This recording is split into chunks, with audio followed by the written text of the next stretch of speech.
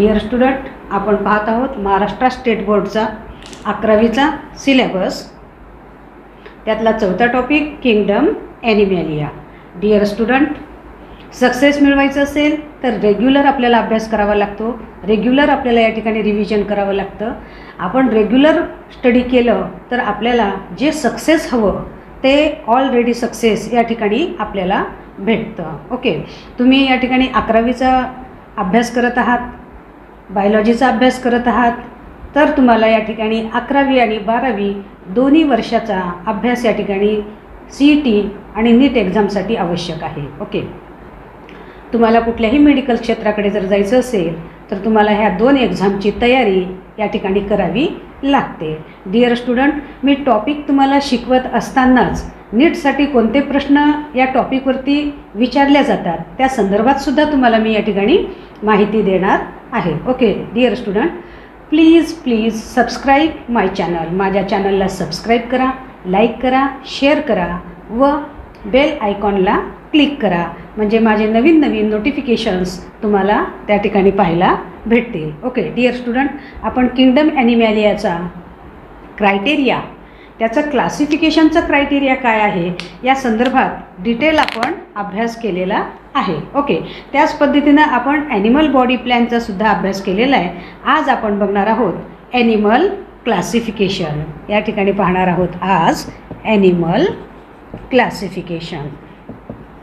आता हे जे ॲनिमल क्लासिफिकेशन आहे त्यातला पहिला आपल्याला फायलम या ठिकाणी बघायचा आहे.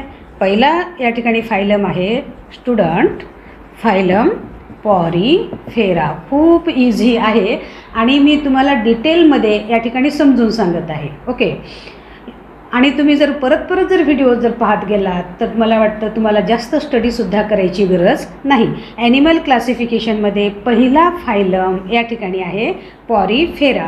आता या पॉरीफेरामध्ये पृथ्वी तलावरती असलेले कोणते ॲनिमलचा समावेश या पॉरीफेरामध्ये केलेला आहे ते आपण या ठिकाणी डिटेलमध्ये पाहणार आहोत. ओके, या ठिकाणी पोराय, हा जो पोराय वर्ड आहे, हा पोराय मीन्स पोर्स म्हणजे छिद्र, होल, आणि fera means bearing.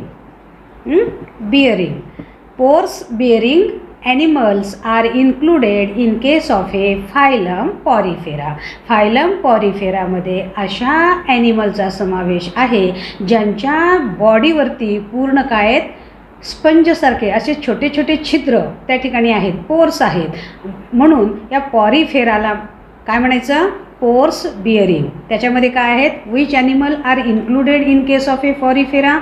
The animals included in case of a porifera which are pores bearing animals. Okay, आता याच्यामध्ये एक्झाम्पल या ठिकाणी आहे मोस्टली या ठिकाणी स्पॉन्जेस आहेत, स्कायफा आहे, युस्पोरेंजिया आहे, त्याच पद्धतीनं व्हिनस फ्लावर बास्केट, ह्या सगळ्यांचा समावेश या ठिकाणी केलेला आहे फायलम पॉरीफेरामध्ये.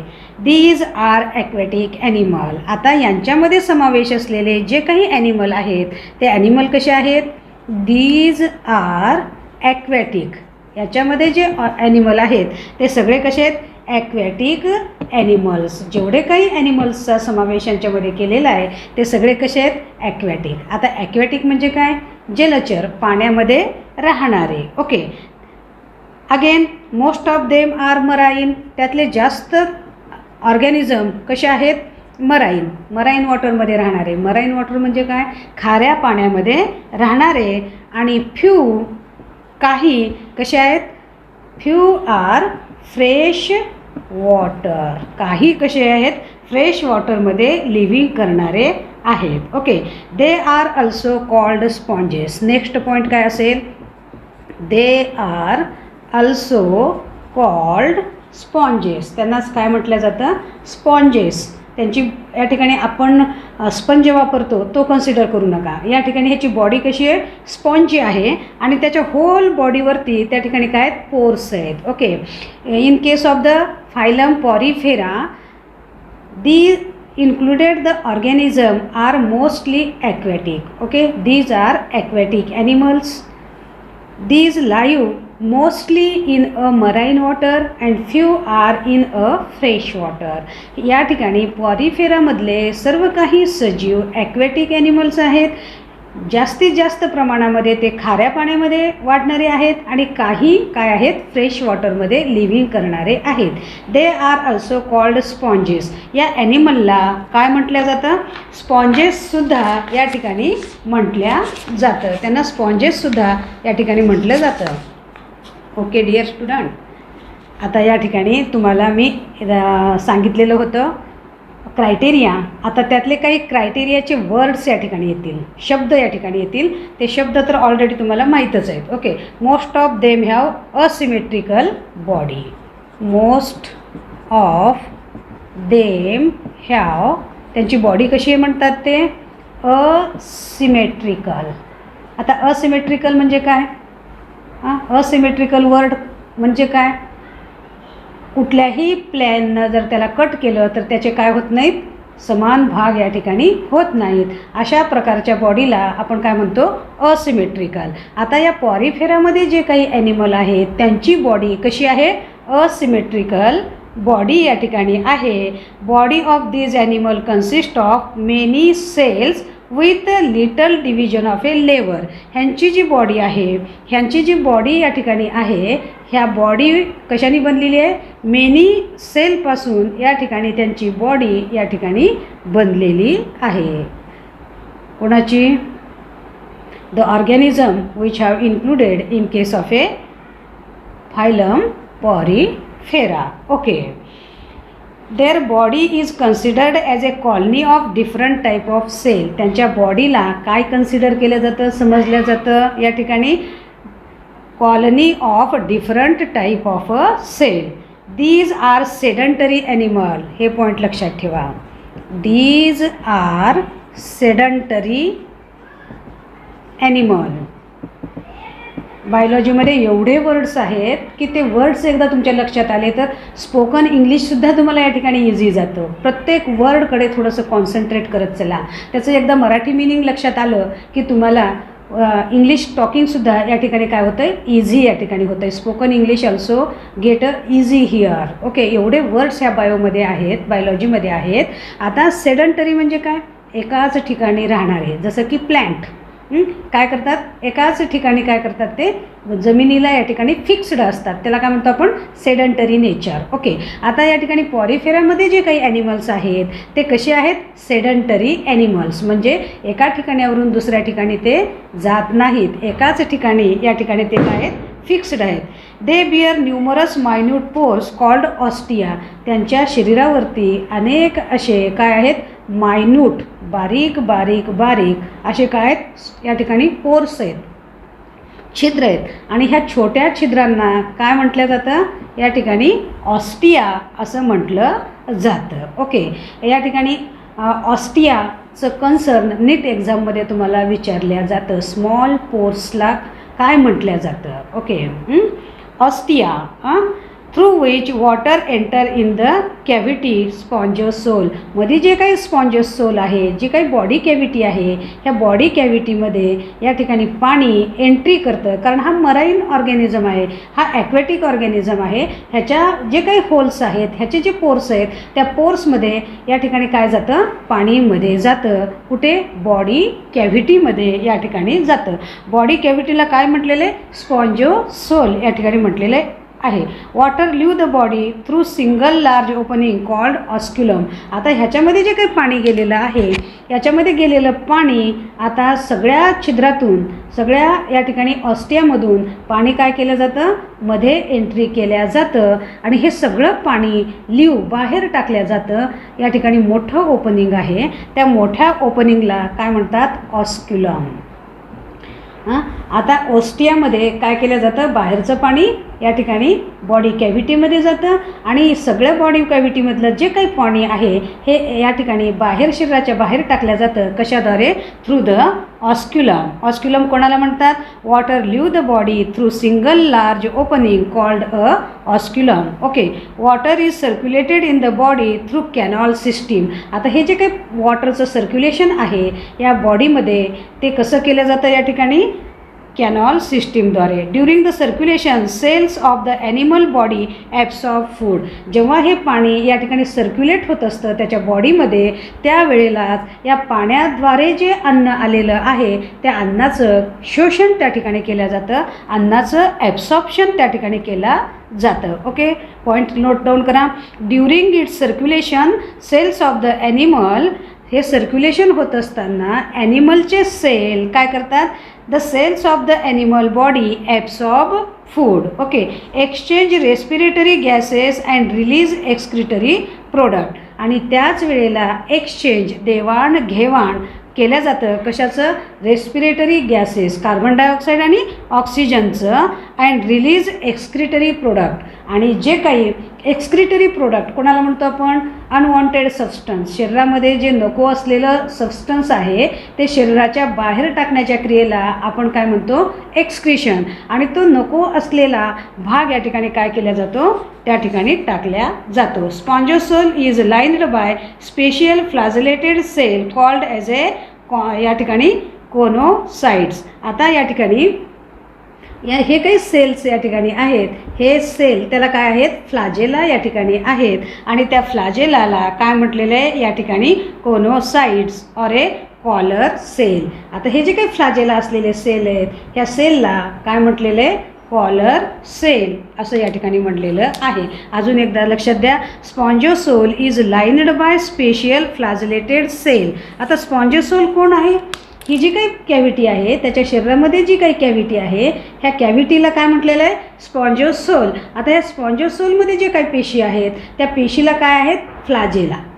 त्या ठिकाणी त्याला काय फ्लॅजेला आहेत. आणि त्या फ्लॅजेला असलेल्या पेशींना काय म्हटलेलं आहे या ठिकाणी, कॉलर सेल किंवा कॉन्ड्रोसाइट.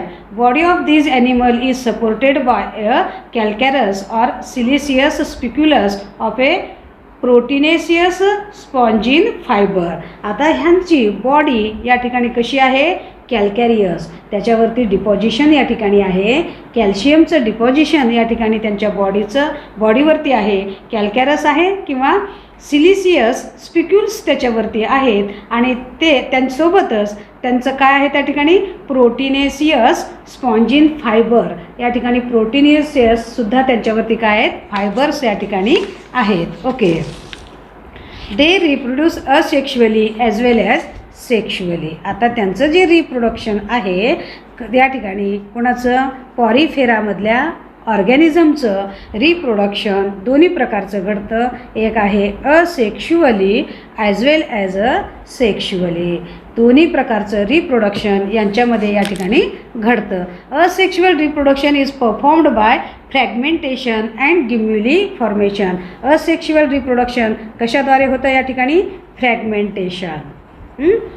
काय होतं आहे, बॉडीचे फ्रॅगमेंट तुकडे या ठिकाणी होतात आणि प्रत्येक तुकड्यापासून काय होतो, नवीन जीव या ठिकाणी निर्माण होतं. आणि दुसरी असेक्शुअल रिप्रोडक्शनचा प्रकार काय म्हणतात ते, गिम्युली फॉर्मेशन. आता हा गिम्युली फॉर्मेशन काय आहे, त्याच्या बॉडीवरती काय केलं जातं, कपसारखे या ठिकाणी गिम्युली तयार होतात. कप जसा आकार असतो त्या पद्धतीनं गिम्युली तयार होतात आणि हे गिम्युलीपासून नवीन स्पॉन्ज या ठिकाणी ॲनिमल क्रिएट केला जातो, तयार होतो. These animal have ability of regeneration. सगळ्यात महत्त्वाचा पॉईंट, ह्या ऑर्गॅनिझममध्ये कशाची क्षमता आहे, रिजनरेशन. हे ऑर्गॅनिझम या ठिकाणी काय करतात, रिजनरेशन, म्हणजे त्यांच्या शरीराचा कुठलाही अवयव या ठिकाणी तुटला तर तो पुन्हा काय होतो, जनरेट होतो. अशी क्षमता कोणत्या ऑर्गॅनिझममध्ये आहे, फायलम पॉरिफेरामध्ये. Okay, animal have ability, point note down करा. ॲनिमल हॅव कोणती ॲबिलिटी आहे, हॅव ॲबिलिटी. ॲबिलिटी म्हणजे क्षमता. कशाची क्षमता आहे, ॲबिलिटी ऑफ रिजनरेशन. ओके, त्याचा कुठलाही अवयव या ठिकाणी जर ब्रेकडाऊन झाला तर पुन्हा तो जनरेट केला जातो, निर्माण केला जातो, त्याला काय म्हणतात, regeneration. Okay, sexual reproduction is performed bye formation of gamete. या ठिकाणी सेक्शुअल रिप्रोडक्शन कशाद्वारे होतं, या ठिकाणी फॉर्मेशन ऑफ ए गॅमेट. त्या ठिकाणी काय केलं जातं? गॅमेट निर्माण केल्या जातात, मेल गॅमेट आणि फिमेल गॅमेट, आणि त्यांचं काय होतं? युनियन होतं आहे. आणि ह्या क्रियेला आपण काय म्हणतो? फर्टिलायझेशन. आता ह्यांचं जे फर्टिलायझेशन आहे, द फर्टिलायझेशन इज इंटरनल. या ठिकाणी यांचं फर्टिलायझेशन कुठं आहे? शरीराच्या मध्ये. Development takes place through indirect larva stage. ह्यांची जी डेव्हलपमेंट आहे, ही डेव्हलपमेंट कशी आहे? इनडायरेक्ट या ठिकाणी घडतं. कशामध्ये? लार्वल स्टेजमध्ये. या ठिकाणी इनडायरेक्ट त्यांची काय आहे? या ठिकाणी त्यांची ग्रोथ या ठिकाणी होते. हा आहे आपला सायकॉन. ऑस्क्युलम हे छोटे छोटे जे होल आहेत त्याला म्हणतात ऑस्टिया, आणि त्याच्यामध्ये जे काही या ठिकाणी कॅव्हिटी आहे त्याला म्हणतात सिनोसाइट. ओके.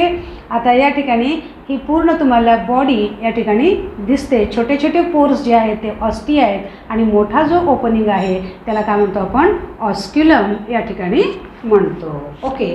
इतका सोपा आहे कोण? हा फायलम पॉरीफेरा.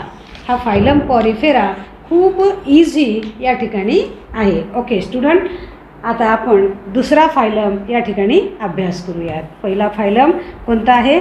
Phylum Porifera. कोणाचा?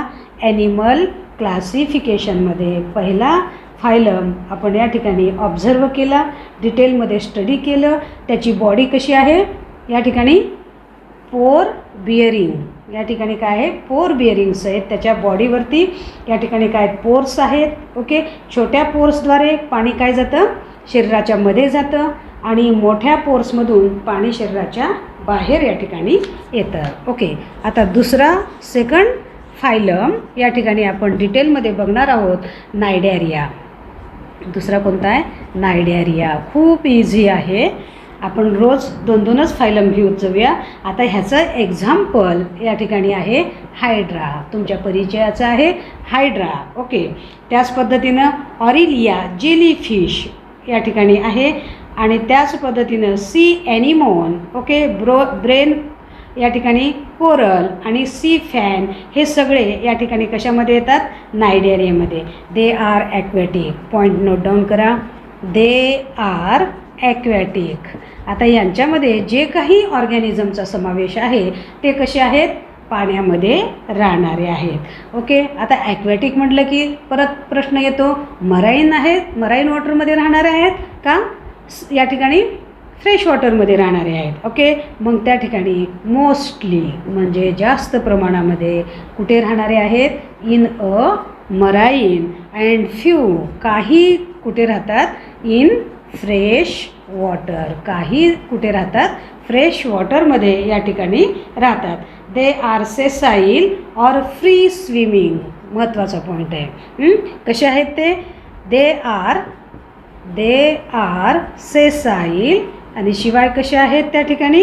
ऑर फ्री स्विमिंग करणारे. या ठिकाणी फ्री स्विमिंग पोहणारे, फ्री स्विमिंग करणारे असे ऑर्गॅनिझम आहेत.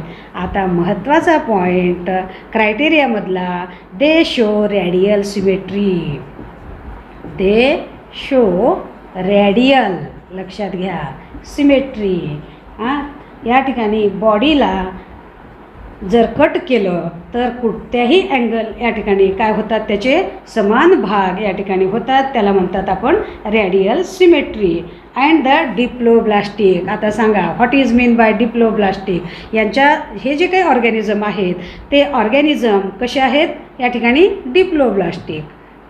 लवकर सांगायचं. डिप्लोब्लास्टिक म्हणजे काय? डिप्लोब्लास्टिक जर्म लेअर लक्षात आहे?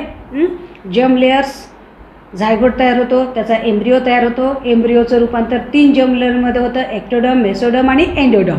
3 जर्म लेअरपासून जर बॉडी तयार होत असेल त्या ऑर्गॅनिझमची तर त्याला म्हणतात ट्रिप्लोब्लास्टिक. आणि त्या ऑर्गॅनिझमची बॉडी फक्त 2 लेअरपासून जर संपूर्ण बॉडी तयार होत असेल तर त्याला काय म्हणतात? डिप्लोब्लास्टिक. ओके. नायडेरियामध्ये जे काही सजीव आहेत ते सजीव या ठिकाणी कशापासून तयार होतात? डिप्लोब्लास्टिक. त्यांचा जो एम्ब्रिओ आहे, एम्ब्रिओ 2 लेअर तयार करतो, आणि त्या 2 लेअरपासून त्यांचे सगळे अवयव या ठिकाणी काय होतात? तयार होतात. त्याला काय म्हणतो आपण? Diploblastic. With blind sac body plan.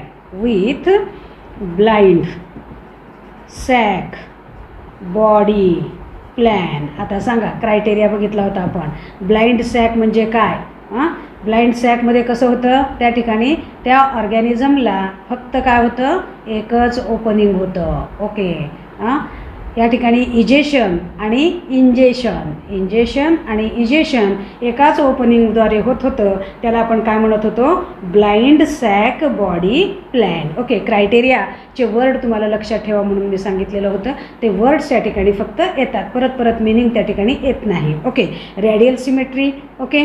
Diploblastic word आला आणि कोणता वर्ड आला? Blind sac body plan. म्हणजे काय? त्याच्या बॉडीला फक्त काय आहे? एकच ओपनिंग आहे. त्या एकाच ओपनिंगद्वारे काय केलं जातं? अन्न इंजेक्शन केलं जातं आणि अनडायजेस्टेड जे काही फूड मटेरियल आहे ते शरीराच्या बाहेर इजेशनसुद्धा काय होतं? त्या सिंगल ओपनिंगद्वारेच त्या ठिकाणी होत असतं. Okay. Polyp is cylindrical form. आता ह्यांची जी बॉडी आहे, हा बॉडी या ठिकाणी काय करते? 2 फॉर्ममध्ये ह्यांची बॉडी आहे. कोणाची? फायलम नायडेरिया जो आहे ह्यांची जी बॉडी आहे ती बॉडी काय केल्या जाते? 2 फॉर्ममध्ये या ठिकाणी काय आहे? त्यांची बॉडी आहे. किती फॉर्ममध्ये? 2 फॉर्ममध्ये या ठिकाणी त्यांची बॉडी आहे. एक आहे पॉलिप. एक फॉर्म कोणता आहे? पॉलिप फॉर्म आहे. तो कसा आहे? सिलेंड्रिकल. पॉलिप म्हणजे या ठिकाणी कसं आहे? सिलेंड्रिकल. त्याची बॉडी कशी आहे? सिलेंड्रिकल. म्हणजे काय? पॉलिप. आता हा फॉर्म तुम्हाला कुठं आढळतो? In case of the hydra. हायड्राची बॉडी कशी आहे? सिलेंड्रिकल. म्हणजे काय? पॉलिप. आणि दुसरा बॉडीचा फॉर्म कसा आहे त्या ठिकाणी? मेड्युसा. आता हा तुम्हाला नीटमध्ये विचारला जातो एक्झाममध्ये. मेड्युसा. हा मेड्युसा बॉडी कसा आहे? Is umbrella shape. अम्ब्रेला म्हणजे काय बाळांनो? अम्ब्रेला म्हणजे छत्री. ओके. अम्ब्रेला लाईक बॉडी आहे. आता या ठिकाणी पॉलिप म्हणजे बॉडीचा आकार कसा आहे? सिलेंडरसारखा. बॉडीचा आकार कसा असेल? सिलेंडरसारखा. या पद्धतीनं बॉडीचा आकार असेल. आता मेड्युसा फॉर्म म्हणजे बॉडीचा आकार कसा आहे? Umbrella like. कोणासारखा? या ठिकाणी छत्रीसारखा.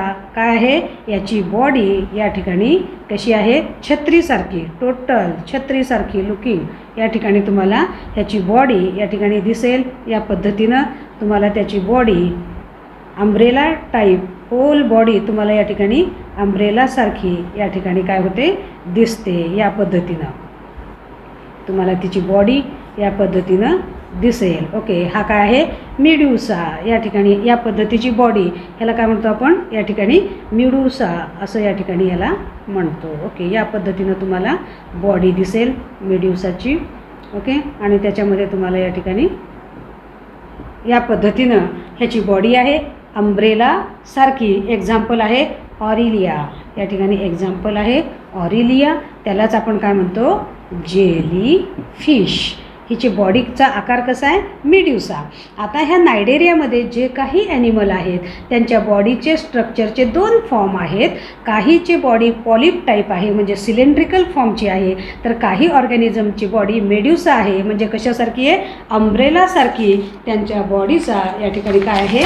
आकार या ठिकाणी त्यांचा कोणासारखा आहे? या ठिकाणी अम्ब्रेलासारखा त्यांच्या बॉडीचा आकार आहे. Okay. Body cavity is meant for circulation as well as a digestion. त्यांची जी बॉडी कॅव्हिटी आहे त्या बॉडी कॅव्हिटीमध्ये दोन्ही क्रिया घडतात. एक आहे सर्क्युलेशन आणि दुसरं काय आहे या ठिकाणी? डायजेशन. अन्नपचनाचं काम देखील या ठिकाणी त्या बॉडी कॅव्हिटीमध्ये दोन्ही काम या ठिकाणी घडतात. कोणते कामं? सर्क्युलेशनचं पण आणि दुसरं वर्क कोणतं? डायजेशनचं सुद्धा. Hence called gastrovascular cavity. म्हणून त्याला काय म्हणतात? Gastrovascular cavity. कारण त्या कॅव्हिटीमध्ये दोन्ही फंक्शन या ठिकाणी होतात. कोणते फंक्शन? सर्क्युलेशनचं सुद्धा आणि डायजेशनचं सुद्धा या ठिकाणी फंक्शन घडतं.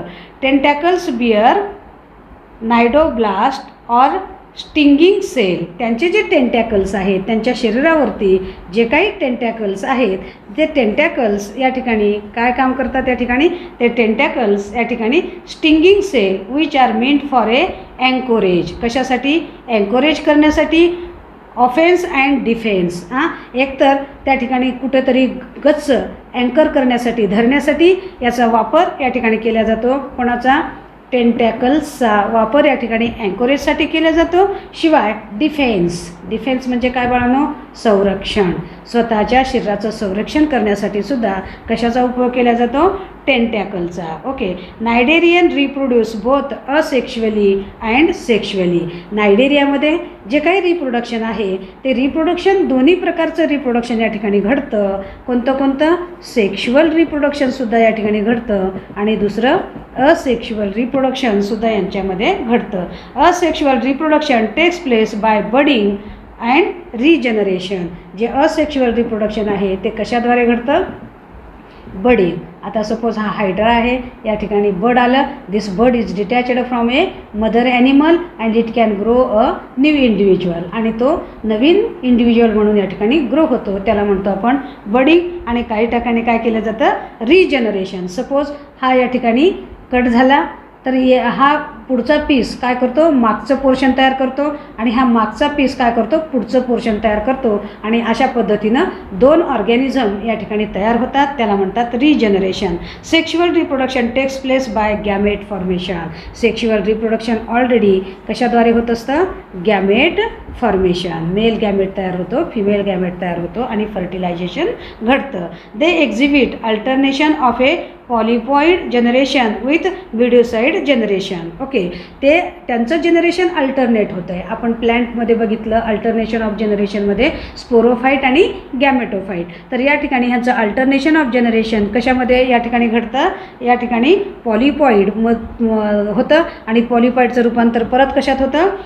या ठिकाणी मिडोसाईड आणि मिडोसाईडचं पुन्हा कशात होतं? पॉलिपॉइडमध्ये. म्हणजे अशा पद्धतीनं यांचं काय होतं? या ठिकाणी जनरेशन होत असतं. दिस फेनॉमेनॉन इज कॉल्ड ॲज ए मेटाजिनेसिस. ह्या क्रियेला काय म्हणतात? मेटॅजिनेसिस. ओके, नीट लक्षात ठेवा. मेटॅजिनेसिस. या ठिकाणी पॉलिप आणि मेड्युसा ह्यांचं काय होतं आहे? या ठिकाणी अल्टरनेशन ऑफ जनरेशन. आणि ह्या क्रियेला या ठिकाणी काय म्हटलेलं आहे? Metagenesis. That is polyps produce medusae asexually and medusae produce polyp sexually. आता मेटॅजिनेसिसचं मिनिंग काय बाळांनो? नोट डाऊन करा. काय आहे या ठिकाणी? दॅट इज पॉलिप्स काय तयार करतात? Medusae and medusae. या ठिकाणी पॉलिप्स प्रोड्यूस मेड्युसी कसं? Asexually and medusae produce polyp sexually. आणि ही मेड्युसी काय तयार करते? पॉलिप तयार करते. कोणत्या ह्याच्याद्वारे? Sexual रिप्रोडक्शनद्वारे, sexually. आणि ह्या क्रियेला काय म्हटलं जातं? मेटॅजिनेसिस. हे पॉईंट या ठिकाणी लक्षात ठेवा. मेटॅजिनेसिस. एक्झाम्पल या ठिकाणी आहे, या ठिकाणी कोणतं आहे? ओबेलिया. या ठिकाणी तुम्हाला